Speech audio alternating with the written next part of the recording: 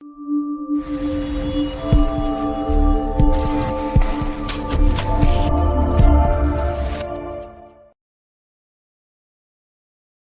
what I want to talk about is why and when low carb fails and some practical implications and practical solutions.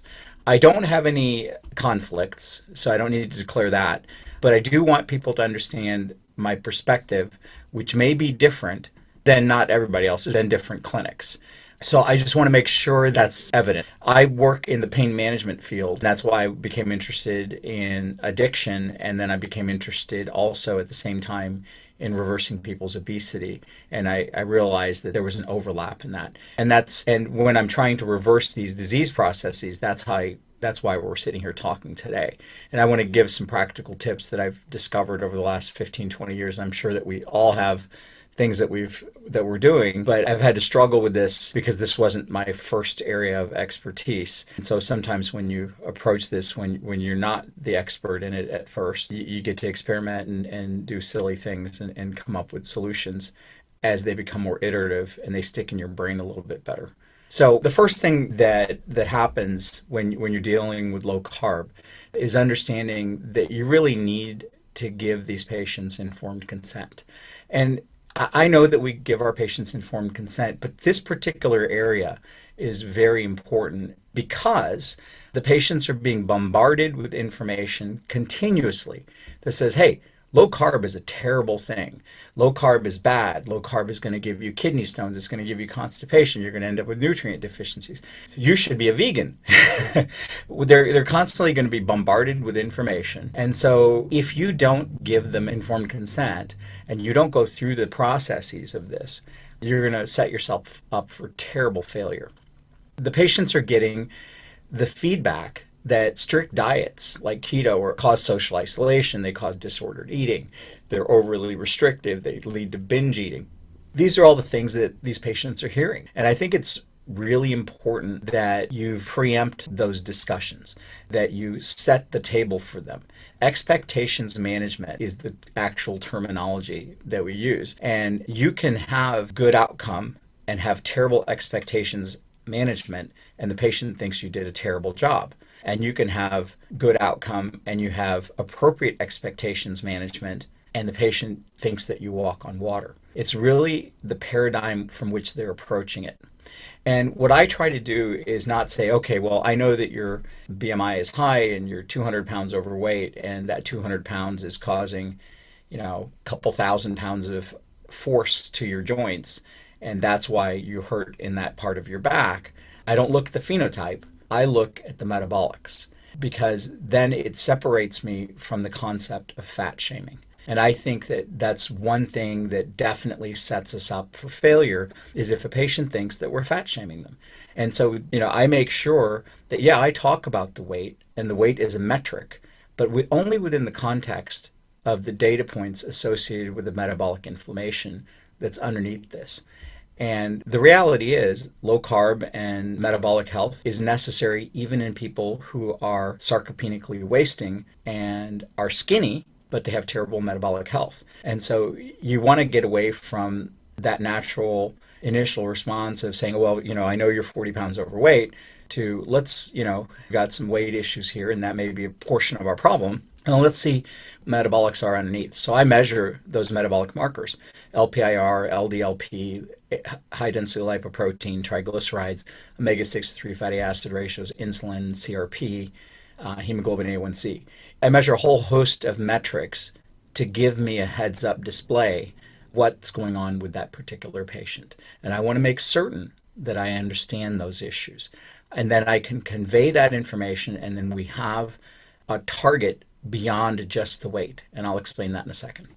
When I talk about failure, I want to define what failure and success is. I want the patient to have an expectations of what's successful and what's failure. And my goal is metabolic restoration. It just so happens that they get a phenotypic change as their metabolism returns to normal.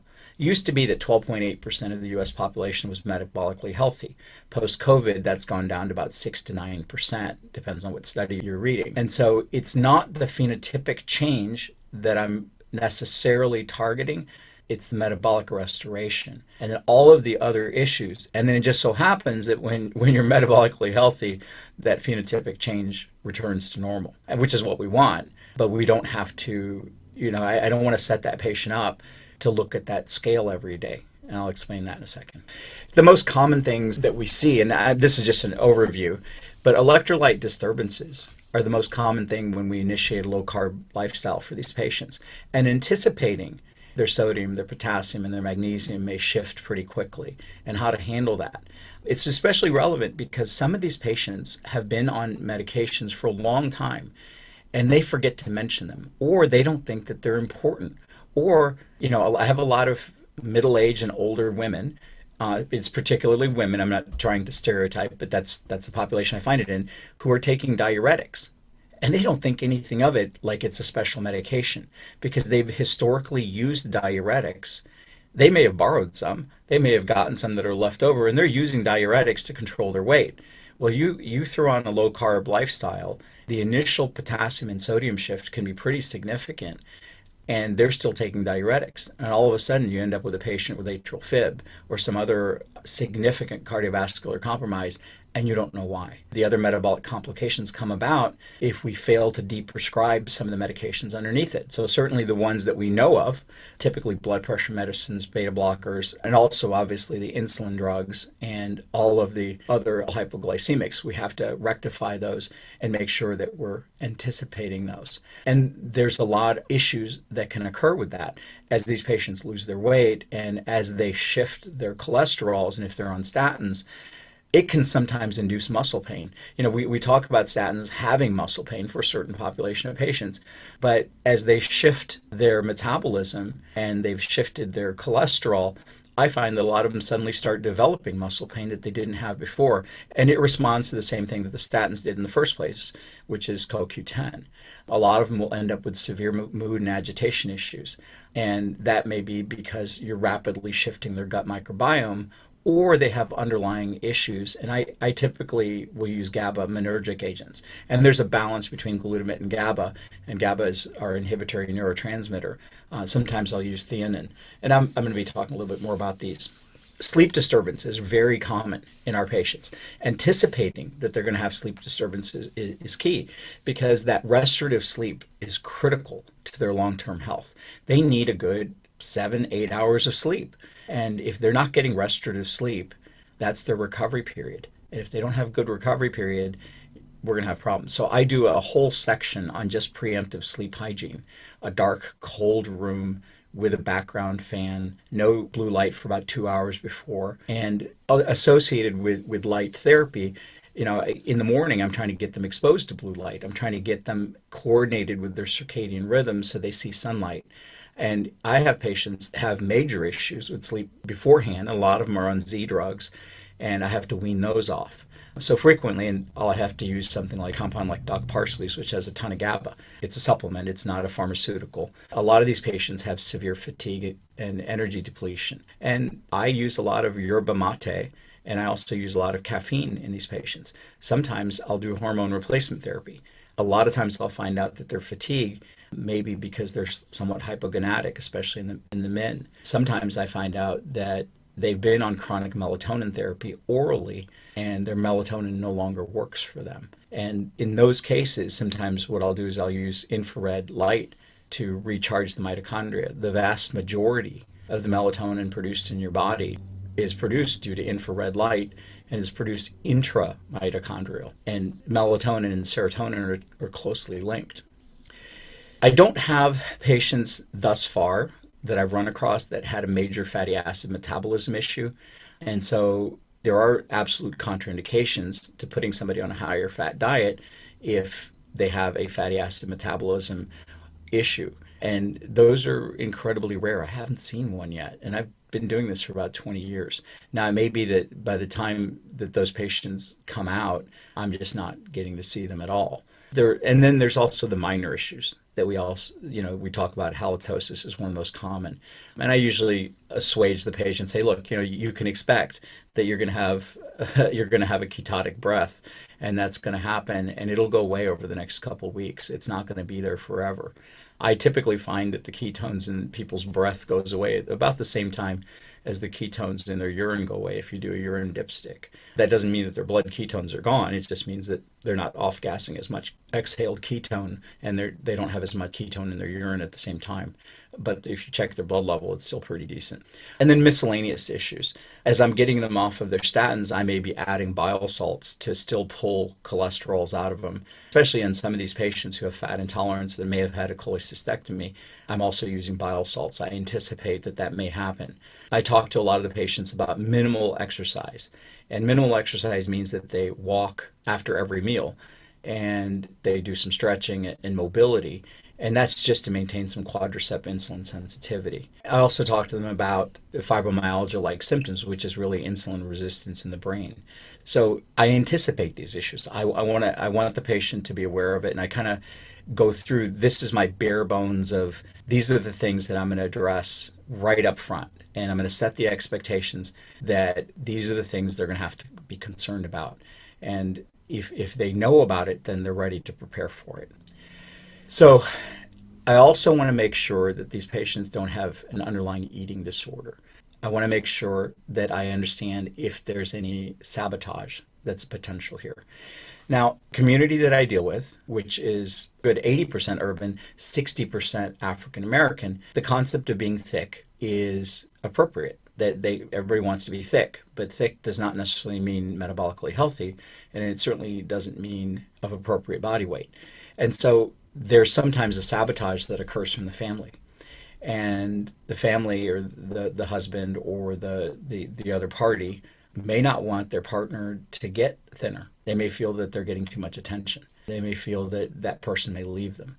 So there's that sabotage I have to worry about. And the best way to handle that kind of sabotage is to engage the whole family wherever I can. Sometimes I'll bring the family in to have a conversation rather than just say, okay, well, here's what you need to do. Good luck and Godspeed. I find out that, hey, hold on, we're going to have to do something to bring everybody on board. And so sometimes I'll find out who the other members of the household are. And usually it's multi-generational. And then the questions I ask are typically directed of, if you're this way, tell me, how do the other people, how do they eat? What's their dietary intake? How healthy are they? Have they had high blood pressure? Have they had strokes? Have they had a heart attack? It opens up dynamic, and then it allows me to quickly determine if there's going to be a sabotage from that side. There's also the concept of self-sabotage. Nearly 40 to 60% of my patients have had some form of PTSD. And PTSD, especially in my female population, can be associated with a secondary development of obesity as a protective mechanism. Usually it's somebody who's been sexually assaulted when they're fairly young, and then that degree of assault has led to them using their body habitus as a protective mechanism so people don't pay attention to them. So they kind of meld into the back wall. And so that's something that sometimes I have to address right up front. Usually these are the patients, when I do my psychiatric history, they have significant anxiety, significant depression, and significant panic attacks.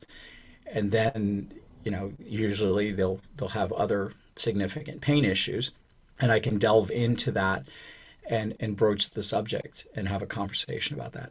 There's also the guilt concept. Also then feels the family pressure and feels that there may be an economic loss. And there's a fear of change. There's also the inertia. There's also the fear that if I get healthy, am I going to lose my disability? I can't tell you how many patients I've had who are on chronic insulin therapy. And as long as they're on insulin therapy through the Veterans Administration and they're getting their insulin, they're disabled. And as soon as we get them off their insulin, they go, hold on, I'm not disabled anymore. I may lose some of my benefits. So those are the kind of things that self-sabotage has to be evaluated. Sleep hygiene we've touched on. I typically look at the patients and I give them the concept they're going to have to change habits. And in order to change habits, Sometimes you have to have a new habit, you have to have a diversion or a distraction, you have to create new rituals. And because so much of what we do is cue related, and these habits are stacking. And so I get them to start thinking about that stacking change. I also advise them on doing a plan. Because if you just tell them to go, okay, this is what you got to do, and you don't give them a rescue plan, you don't explain to them how this is going to work out and what's going to happen, I find that it becomes a disaster. And so we talk very specifically about very limited meal prep. And I'm going to explain what I mean by that, but what I don't want them to do is to get overwhelmed with buying a keto cookbook with 365 recipes and trying to cook all of them. Because that's, at the end of the day, that's going to be food porn. And I'm going to talk about that later in this presentation. I want to use sensory specific satiety to get them to learn what being full is, to learn what an actual meal is, and not get confused by sensory specific satiety. And I also want them to have a pre-plan. And so I want to remove temptations. I want them to go through their cupboards and clean them out. I want to get rid of everything that doesn't belong. And I want to have emergency rescue plans. So if you're on the road and you can't function, well, how are you going to do this? Well, you're going to have some hard-boiled eggs and you're going to keep them in a sack, and you can do that. If you are stuck eating at a fast food restaurant, you're going to take the bun off the hamburger and you're going to eat 4 patties or 3 patties till you have sensory specific satiety. There are certain times that pica is your friend. I mean, you can have ice and lemon juice on it, and that may give you a quench that you couldn't get in some other way. So I also talk to them about the fact that they're biological symptoms. They're not mechanical symptoms. So explain to them how, just like you fly a plane, it's off course 99% of the time. You're constantly making micro adjustments. So the autopilot is set, but every couple of minutes it makes another adjustment because the wind blows the plane off of direction. There's a whole host of factors that constantly blow the plane off direction. So don't expect that you're going to have a nice glide path that says, oh, my weight's going to go from 355 to 354 to 353 to, and all the way down to my ideal body weight. It doesn't work like that. There's going to be plateaus, there's going to be ups, there's going to be downs. They're biological symptoms and they're not mechanical symptoms. This isn't a gear that we're shifting. And for that reason, I try to reduce the frequency of weight measurement. I don't want them measuring weight every single day because it only pisses them off. One day they lost 3 or 4 pounds and the next day they went up 5. And then they lost 3, and then they went down 7. I'd rather have them do less frequency of weight measurement. But I don't want them to be completely away from measurement. So where I can, I try to gamify things, and I get them, if I can, I get them a CGM. Not all patients can get CGMs. When I can, I try to get them to measure blood glucose. Where I can, I try to get them to understand how ketones work. My ideal is to use blood ketones over urine or exhaled. I find that blood ketones are the most accurate. Where I can, I have them do blood pressure and EKG monitoring. I want them to see the blood pressure trend as they bring their weight down and as they get rid of their sugars. And they have, as part of my pre-intake, I explain to them it's the sugar that is going to hold the water, which is going to pull the sodium in. But once you get rid of the sugar, then you're not going to have the water, and your sodium is also going to leave. So you may have to take extra sodium. You may have to take extra salt. So those are kind of the things that we work on. So we also talk about cheat meals. And I don't want them to go from having a cheat meal to a cheat day and then end up with a cheat week and then just cheat all the time. And so the reason why we do cheat meals is, and that's every once in a while, is for them to maintain a high degree of insulin variability. And I also find that if they have that reward to look forward to, it's kind of a concept of harm reduction. Same as when we give somebody Suboxone, if they're an opiate addict, quenches a desire for them. My main goal is to avoid the processed food. My main goal is for them to avoid the vegetable oil. And if they're eating whole real food and they misbehave a little bit using whole real food, at the end of the day, metabolics are still going to be pretty good. I certainly will talk to them about their anxiety and their depression and their generalized wellness. And sometimes we'll recommend things like tyrosine if they're anhedonic. We'll recommend tryptophan supplementation if they just don't feel happy. And if they're having issues with sleep, sometimes we'll recommend GABA and explain to them what glutamate is and what it's found in food and how irritating that can be. A lot of times I will use topiramate, I'll use phentermine, I'll use some glutamide, I'll use metformin. Sometimes I am supplementing with testosterone, and sometimes I'm supplementing with thyroid hormone, but that's on the basis of their blood test. I'm not going to give somebody Ozempic who's not a, hemoglobin A1C greater than 5.7. I certainly would advocate, metformin may be useful even at lower hemoglobin A1Cs. And phentermine obviously is pertinent if their BMI is greater than 30. Topiramate and the combination of phentermine are beneficial. I'm very particular on presenting that information to my patients, and I have them have a separate signed consent just for the phentermine, the topiramate, and the Ozempic. I have individual consents just for those because there are some issues associated with them that we don't really know about. So I want them to know that they shouldn't get pregnant if they're on topiramate, that they may get kidney stones independent of everything just by being on topiramate. And so we have those separate signed and informed consents. There's a whole host of non-medication methods as well. And those include infrared light therapy that I've already touched on. A lot of times we use hermetic drive, things like cryotherapy or sauna, to trigger growth hormone increase temporally. And those are sometimes good distractive methods assist in our metabolism restoration. With regards to plateau, almost all patients are going to have a plateau at some time or another. And I want the patients to understand that that's expected.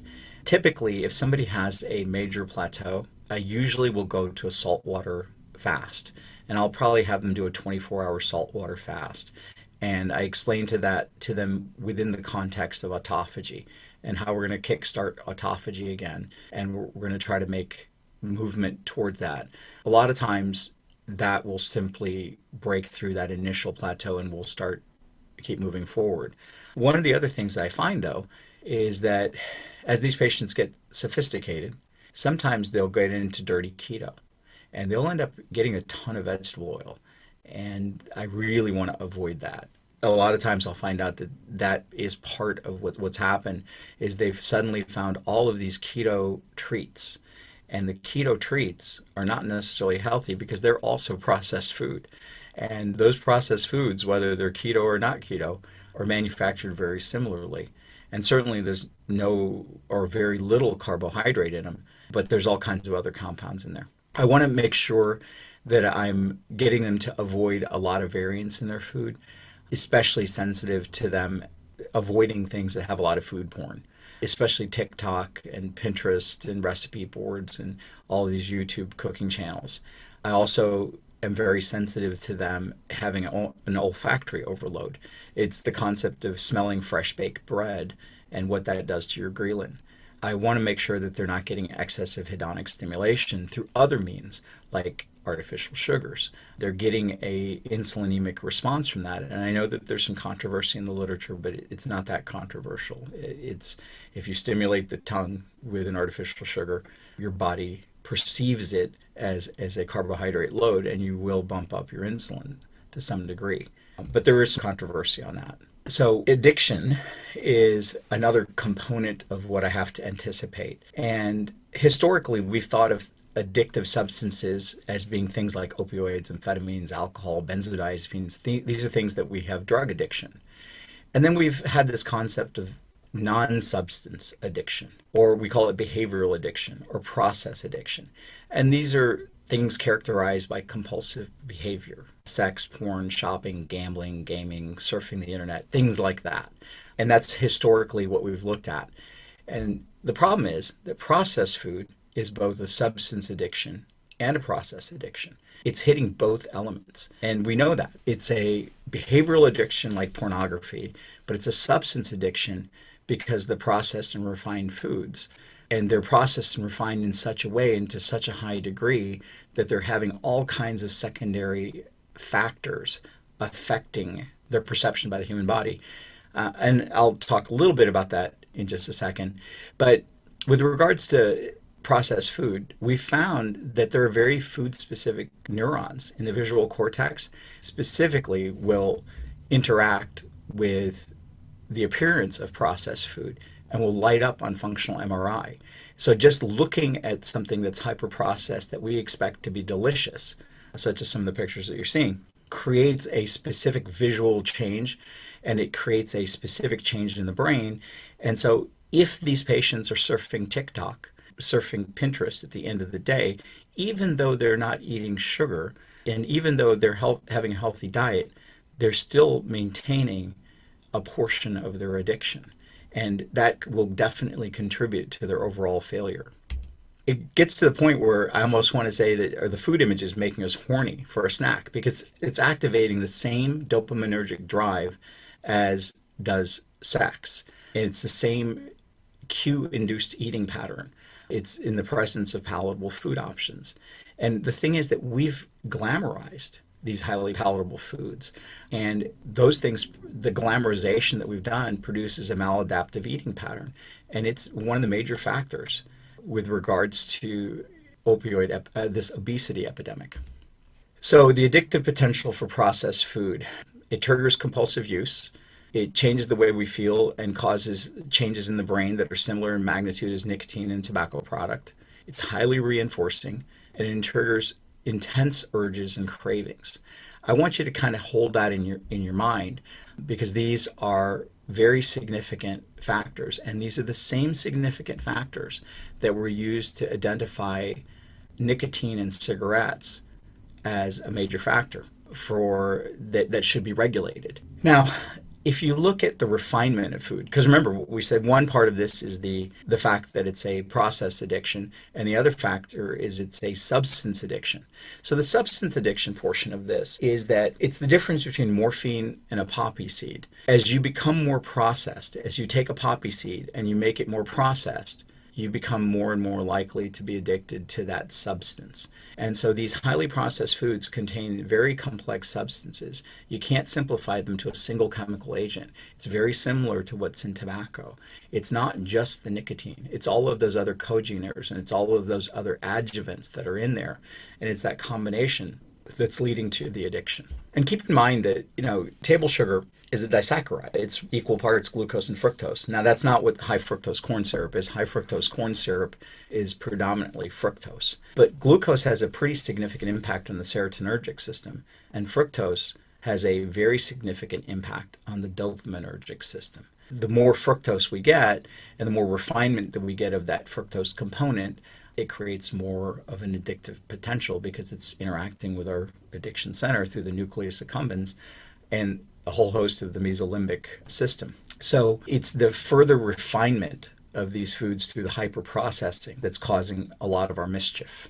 And if these patients are going back to dirty keto, we really haven't helped them because it may be a major factor for their failure because they metabolically may not be getting better. They may be getting thinner. But our end goal is not just making them thin. Our goal is metabolic health. It's a society for metabolic health. It's not the society for making people skinny.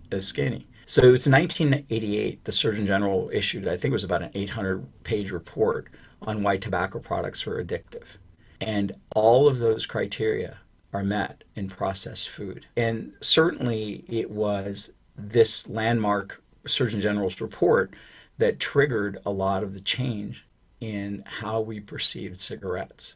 And one day, I suspect that we will look back and say, I can't believe people ate vegetable oil in 2022. I can't believe that they had XYZ in 2022. So I think that I would expect that to be a significant factor. Now, the other thing is that Surgeon General's report, after a few years, was used by the lawyers, class action suits against the tobacco companies. And I foresee a day that one day somebody's going to sue these processed food manufacturers in a class action suit that says, 2/3 of our healthcare in the United States is being caused by these clowns. I can see that day coming. So highly processed foods should probably be reclassified as drugs because they're as addictive and more harmful than cigarettes. It's the properties that they have, the flavors, that increase the risk for obesity and chronic illness. They're not really food anymore. They're just vectors. They're designed to deliver addictive substances, and it just so happens that we're selling food. Certainly, at the very least, we should be restricting the marketing of these foods to children. Same way that we restrict the marketing of nicotine. About 1 out of every premature deaths is directly linked to ultra-processed food. That's a very significant number and far greater than what cigarettes are. So the cost of this is about 2/3 of the healthcare budget. So on the other side, what's going to happen is that the processed food companies essentially blame the victim. They gaslight the victim saying, you should exercise more. You know that a calorie is a calorie, and you could have had that sugar sweetened beverage if you'd only exercise more. They're using their standard playbook. They're delaying, they're denying, and they're defending. And they're trying to confuse the public. And they're hiring scientific experts, and they're very selective in their publications. And very importantly, they're not publishing other elements. So, and they have media on their side. These are all kind of significant issues for us. Mark Twain said, quitting smoking is easy. I've done it thousands of times. So the average cigarette or nicotine user has about 30 attempts before they can quit. On a standard weight loss protocol, the chances of somebody losing weight following move more, eat less is 1 in 167 to 1 in 200. The studies on weight loss is people, the vast majority of people never lose their weight. And so it's the quits are almost to infinity. Now, if you use an addiction model approach to managing these patients, your ratio is about 8 out of 10 being able to get them to the right weight and getting them metabolically healthy. You just have to understand the brain reward system, the motivation, and the related circuits. So it's addiction is through a motivation to engage in an activity. It's acquired to engaging in that particular activity. It doesn't have an innate programming, but it's because of its survival value that something's stuck onto it. And so, humans like sweet things, but we don't necessarily like sweet things with all fructose in them. But if you add all fructose and we get confused and we eat all fructose instead of maybe some raw honey, it can have a significant harm. So most of the failures that I deal with, I have to focus in on the addictive or the hedonic behavior, and I have to figure out how to get to that, because I can get anybody to bring their weight down at first, but if I don't fix their hedonic behavior, I'm not going to get anywhere. Now, in the opiate world, because I'm board certified in addiction, in the opiate world, we use Suboxone, we use mixed acting agents. We do have a wonderful drug for some odd reason that works on that hedonic drive, and this is off label. I'm not talking, and I don't sell the drug, but it's something that we've noticed that Ozempic or semaglutide has an action that's central in the brain beyond just the action of increasing the insulin secretion from the pancreas. There's a satiety component that seems to be occurring that's pretty significant. And so that may be an explanation of why it's so beneficial, because these patients simply they don't want to eat. They feel full almost all the time. And if you can get them to be that way for a little bit of time, they get leptin sensitive again. And if they get leptin sensitive again as they lose their visceral fat and they're not eating all the time, then they know they can then recognize the signals with regards to eating. So just like with carbohydrates, just like opiates, I try to do as much harm reduction as possible. I try to figure out the substitutions. I have them figure out their cues. I get them into support groups. I use distraction. I shift their paradigms about food. I try to give them as much gamification and self-efficacy. The reason why I think that this is much harder to break than even opiates is because food, and sugar especially, is something that it's an addiction hiding in plain sight is how I look at it. Because we have these little kids and they go to school, and if they do well in school, the teacher gives them a sugary treat. So they give them a piece of candy.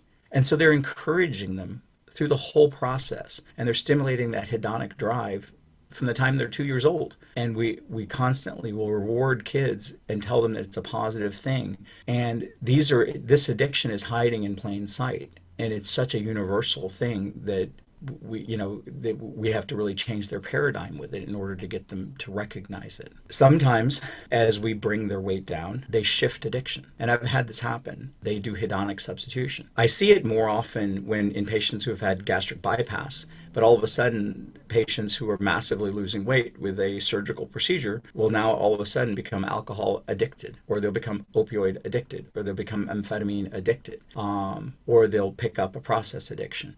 And so you have to be very sensitive through the entire process that you may have treated their metabolic issue, and you may have gotten them to lose weight, and you may have made them better, but you have to monitor them for these other things to make sure that you're not going to get mischief somewhere else. If anybody wants to reach out to me, I've got the information there. I've given you my direct cell number, 314-852-5500. Always just text me. I'd be happy to chat.